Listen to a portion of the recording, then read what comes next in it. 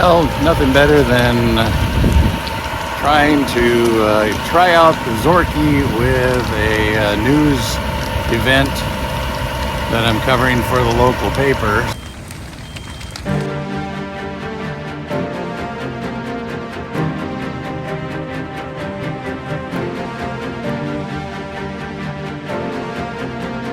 I'm Joseph Chris, and this is Travels with Zorki.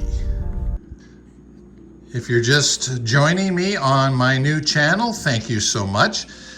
This is going to be primarily focusing on 35mm film photography using vintage cameras like this Zorki 4 that I just got. This was manufactured in 1970. And I have yet to put a roll of film in it, but that's going to change starting today. So follow along and we'll get on this adventure.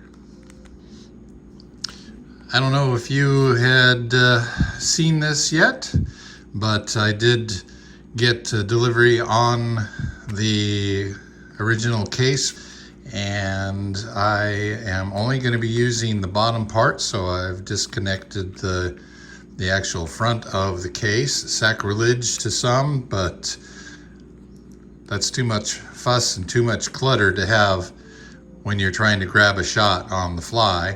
And because of these later models of the Zorki not having camera strap lugs on the body, you're pretty much limited to either putting one of these ever-ready cases on so you have straps, or some sort of a wrist strap through the tripod socket, or no strap at all, and that's kind of not my style. So this is in pretty good shape. Cost me, I think, $6 plus shipping, and I think it's going to be great. Well, now let's get on with it. So I initially had purchased this metal lens hood and a 40.5mm filter for the front of the lens, yellow, and I was going to put that on, but I decided I wanted, for the first roll of film, I wanted to do color, not black and white, just so I can get an idea of how the lens is, how the camera body is, if there's any light leaks in the camera body. And I think that's a lot easier to determine when you're shooting color. Plus, this is a brand new roll of film. It still has a couple years before it expires. So pick this up. Film is not cheap anymore either, by the way. So I've got Fujifilm 200. It's C41 processed, roll of 36 exposures. So this is going in my Zorki rather than this expired roll of T-Max 400 black and white film. Let's see, when did this thing give up the ghost? Oh, in 2000. Well, that's only 23 years ago, so that shouldn't be too bad. Okay, first going to take off the case, and so that just unscrews under here, and we'll pull the camera out. Isn't that a beauty? I just think this is one of the neatest looking cameras. Very Leica-ish, and I think that's the whole attraction to, for some of us who cannot afford the thousands of dollars for an actual Leica. The Zorki, the earlier models, very much like the Leica 3s, and this Zorki 4 and this one that I was able to purchase is in very good cosmetic condition.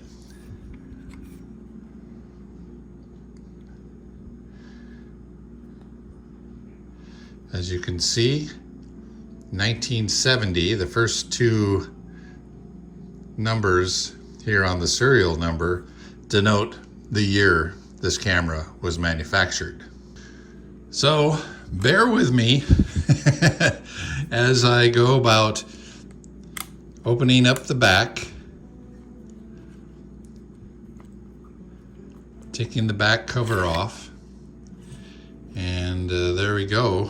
There is the Zorki, there's the take-up spool, there is the sprockets that transport the film onto the spool, and this is the film advance lever, shutter button, and we crank the shutter and give it a shot. So let's get started putting some film in this bad boy. So first off, on the take-up spool, and hopefully when you buy a Zorki or a Fed or any of those old Soviet cameras, it has one of these in it, because this is integral to transporting the film through your camera. There's a tiny little slot here where the film leader goes into, just enough, and that holds on to the film, and then it'll transport the film, and it kind of rolls it backwards onto itself. So roll out the film a little bit, put this in over that spool, the film drops down into the chamber, and here we go. Film leader popped out already. Okay, got the spool back on, film back on the spool I should say. Put that inside the camera. I'm going to hold that down, drop the film cassette in there, and snap the shutter, and then wind the film until both sprockets line up perfectly with the holes. That's looking pretty good, I think. And the cover goes back on.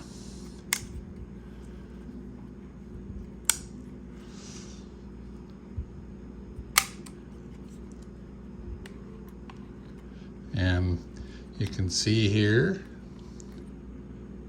is that working?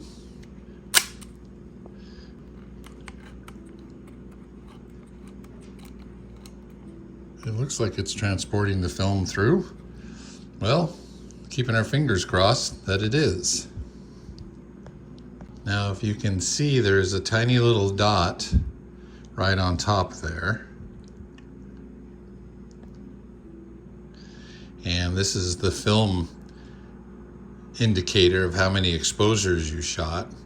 Now, they say you're just supposed to push down on that and twist it around until it lines up with the 0.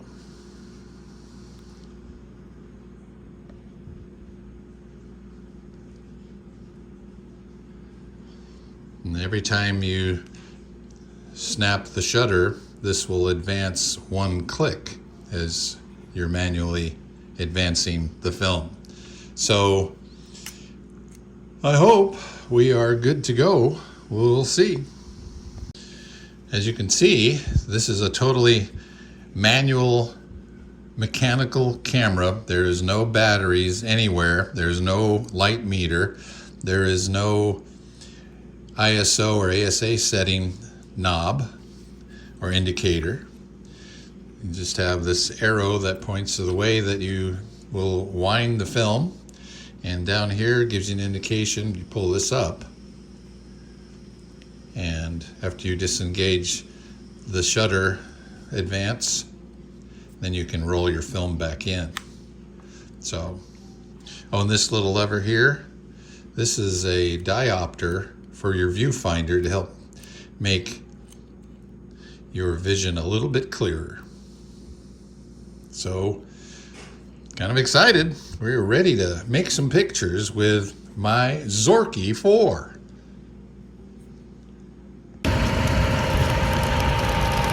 Well, nothing better than trying to try out the Zorki with a news event that I'm covering for the local paper. So let's check this out.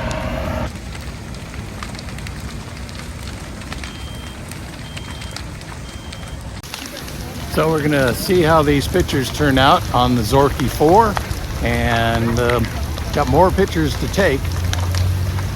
We're gonna be going on a little bit of a journey, an adventure, so we're gonna be taking the Zorki 4 along with us, and this will be a good way of testing to see if the camera works or not. So thanks for hanging out with me. Now back to my regular job.